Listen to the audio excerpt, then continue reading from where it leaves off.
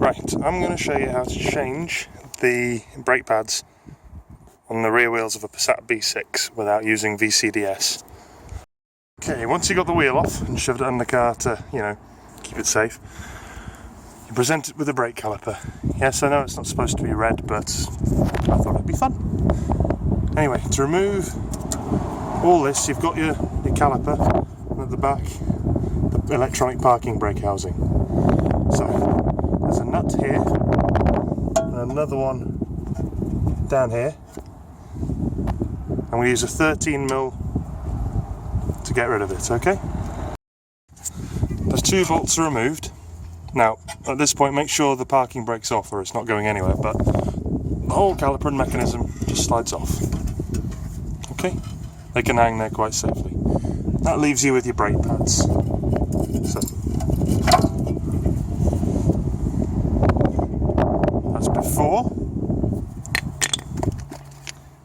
and this will be after. Quite a difference. It's quite a difference, as you can see. So, one on each side of the disc.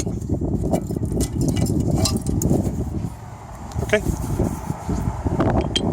So, you might be able to see the problem here. The new pads are a lot thicker than the old ones, and this gap here isn't adjustable without VCDS because it's all controlled electronically by the parking brake. So, the way around this is, if you look at the housing, there's a nut there, bolting the screw, and there's one just in there as well. And they are both star ones like that. So, you need one of these. Now that's a T30 size. We're going to take both those screws out and lift the whole parking brake mechanism off the caliper, and then we're going to wind the piston back manually. So I'll show you that in a second. Undone those two screws, and you see it comes apart to reveal the motor and the drive for the piston. Okay? Now you'll see all that is a 6mm hex. Now, you can wind, it's easy, you can wind it by hand. Now, I'm going to try winding it clockwise. I'm not sure which way it is, but if the piston isn't extending, then it's going the right way. If the piston's getting longer, stop and start turning it the other way instead. When it gets to the top, it'll stop. Then you can manually push this piston back up. Without this step, the piston is absolutely solid. You can't move it at all due to the mechanism inside. And all the way back. Now, the next step, you can't just push this up by hand, unfortunately. Now, but you can get tools which hold that in place, and you can use a screwing mechanism to push that back up, and I don't have one.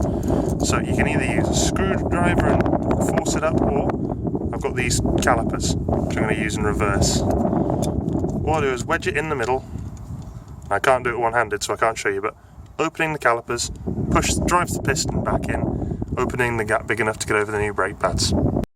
To note, the caliper might well fit over the new brakes, but these screws might not reach back over these. Now these are adjustable.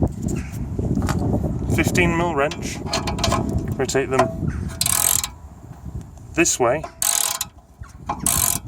to shorten them. Half the wrench. This will fit over it. Okay? Now, before you screw it back on,